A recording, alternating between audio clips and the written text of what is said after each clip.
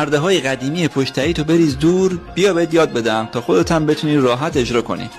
اسمش پرده پلیسه پشتریه. اول اینکه قیمت خیلی مناسبی داره و به خاطر جنس پارچه و بدنی که داره قابل شستشو، میتونی برای تمام فضا اجراش کنی. مهمترین مزیتش اینه نصب خیلی راحتی داره، چون داخل فریم پنجره نصب میشه، راحت میتونی در پنجره تو باز و بسته کنی. یه خوبی دیگه هم که داره، کسایی که با دید داشتن پرده‌های حریر مشکل دارن میتونن اینو پشت پرده‌های حریر هم اجرا کنن.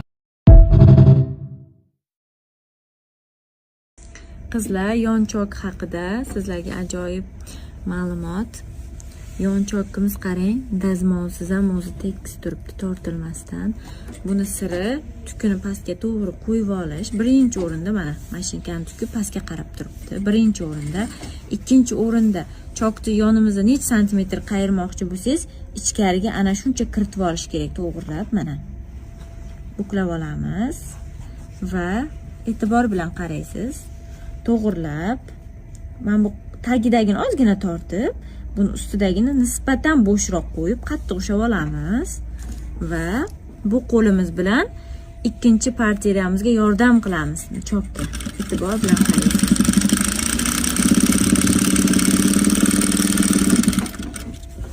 Mana chokimiz juda ham bir tekis chiqadi. Har doim mana shunday chokka qaytarishga odatlansangiz, ishingiz juda ham chiroyli chiqib beradi. Mana.